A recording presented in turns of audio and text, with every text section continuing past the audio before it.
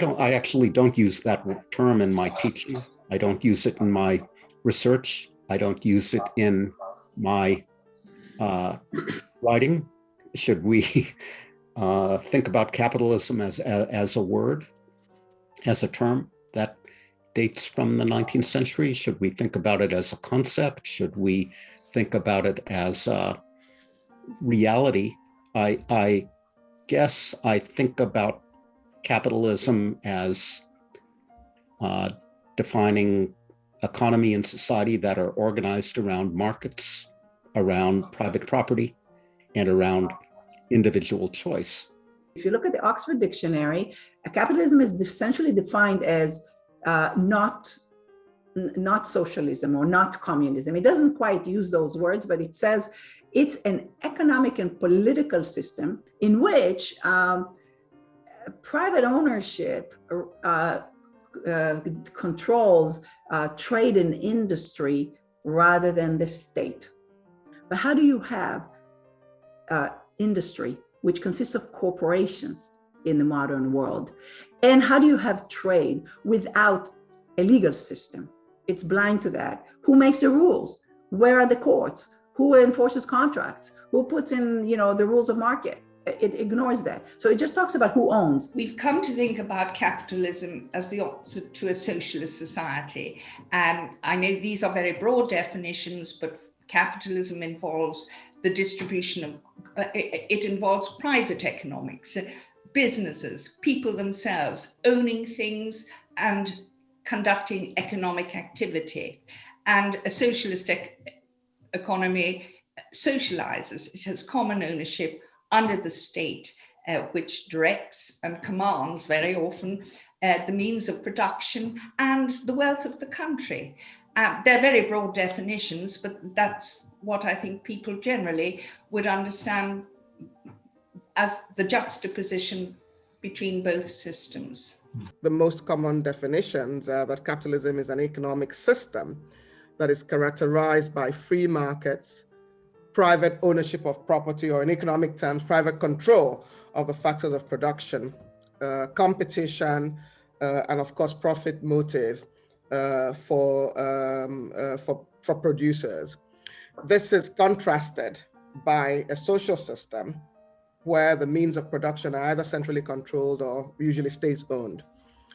However, every country, in my view, has a mix of capitalism and socialism. Nowadays is a system of market economy with some state intervention, depends where we are, and it depends on the framework and the type of framework than we have in our specific countries. This is to say that it's very difficult to provide a clear definition of capitalism. Is many things at once, and obviously but I would say in a nutshell is basically the finance system where there is a strong element that is provided by finance, by capital, that is used for investment and for expanding the economy. Does history explain capitalism? Well, history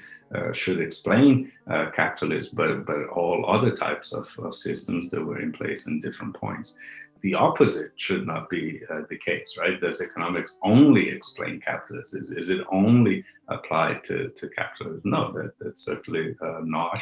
And capitalism, I don't think, is the ultimate economic system, that it's here to stay and cannot be transcended. For me, capitalism has this, implies this deep discussion about wage, labor, profit, and innovation, and there are different ways to understand that. Now, as economists, we don't discuss that. When you look into our discipline, let's kind of think in terms of the evolution of the discipline itself, right? So that actually has led us to what we have now, which is the mainstream economics. During this process, we have somehow watered down the historiographical discussion around capitalism. I think that there are different forms of capitalism. I think the Anglo-American style capitalism, neoliberal capitalism, laissez-faire capitalism, the idea that people, goods, and capital can travel anywhere with no restrictions is one type of capitalism. And through institutions like the IMF and the World Bank, it's been spread. And through the power of the US, frankly, economically, it's been spread. But you can look just two other examples. Liberal democratic societies in Europe have very different forms of capitalism. Let's think of capitalism, at least sort of as a first start, as a system in which basically most of the means of production and most of the wealth and so forth are controlled by the private sector, and the state is there to provide some underlying services. And then we are told the markets will, of course, take care of all the everything that happens in between. The system depends on the fact that somehow the invisible hand that Adam Smith talked about says, if we leave people to their own devices, then the invisible hand will arrange for a situation which is socially satisfactory. No, I think it helps in understanding a market economy. This is what you mean by capitalism. Certainly does. The reference and something that will always be relevant is the law of demand and supply.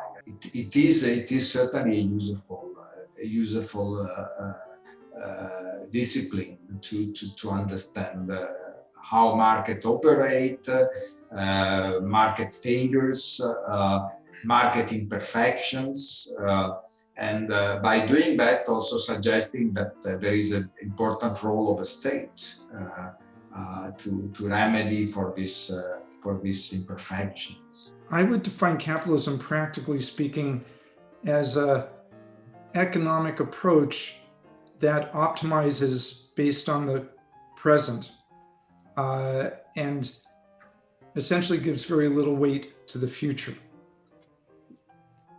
That essentially what you have is people who are looking at the current needs to be the best at whatever they're doing. But in doing so, they can't really take action that might be better in the longer term, because whoever is the best in the present is the one who's going to survive, at least short term.